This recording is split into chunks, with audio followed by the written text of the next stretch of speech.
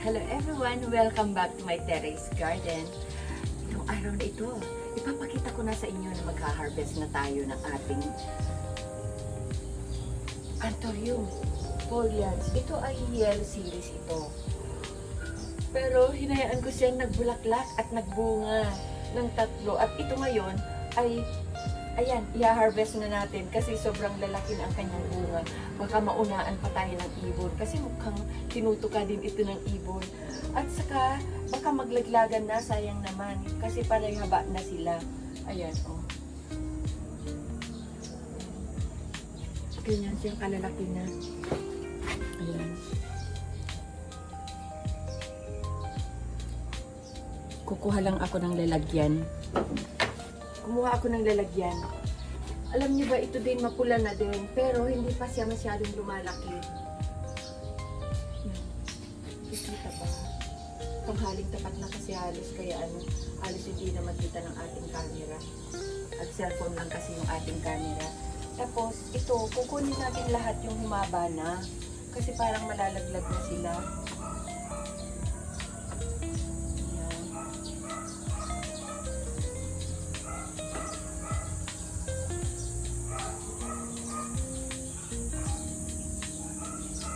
Ayan. Ito munang humaba ang ating kinuha. Yan. Tapos,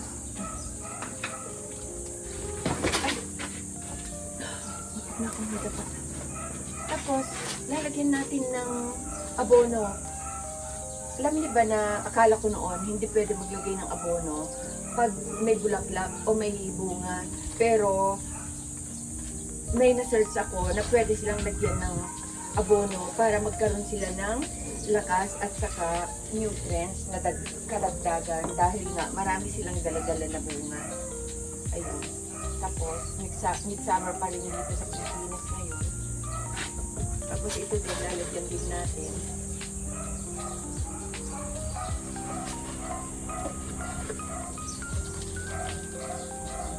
Idikit lang natin sa paso kasi sa napapansin natin, pumupunta yung mga ugat sa may paso.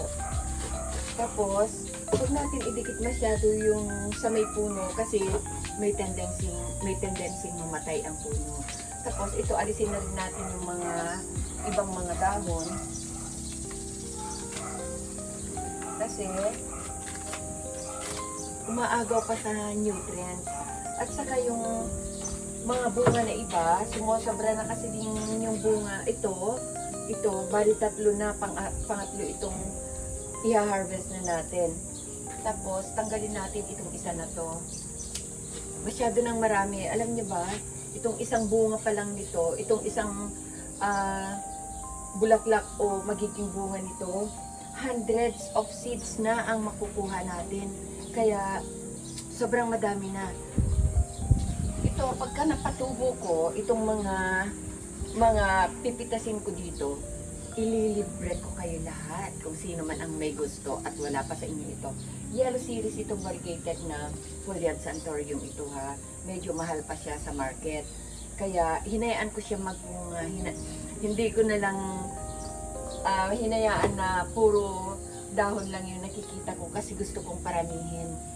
Kaya ito, nakapag-harvest na tayo ng mga ilang piraso, siguro mga more than 10 seeds yung nakuha natin. Yun ay papagerminate natin pagtapos natin na paarawan ng konti.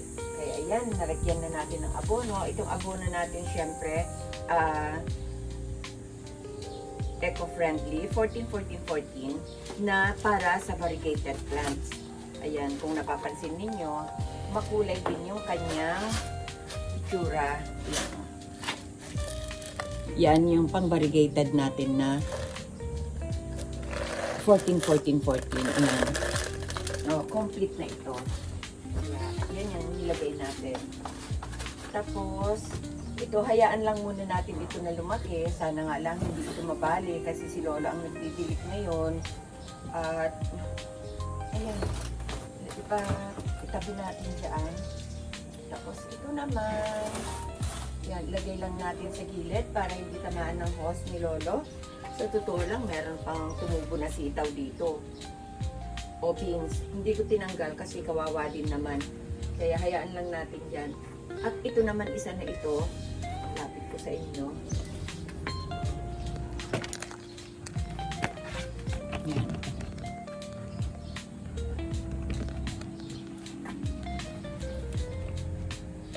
Ito na yung nakuhanan natin.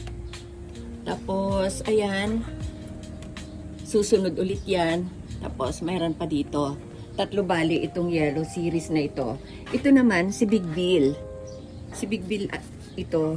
Pero hindi siya masyadong lumaki. Gawa nga nung ginawa na natin siya agad na mother plant. Ayan siya, oh. 2 agad. At yan, nakikita nyo, medyo nagre-red na yung kanyang mga seeds. Malapit-lapit na rin yan i-harvest.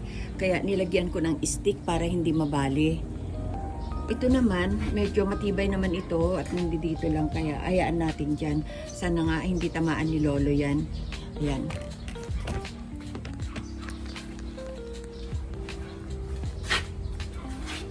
Maraming salamat ulit sa inyong panonood. Sana huwag magsawa sa pagsuporta sa aking channel. At kung bago pa kayo sa ating channel, sana huwag kalimutan mag-like and subscribe. Bye!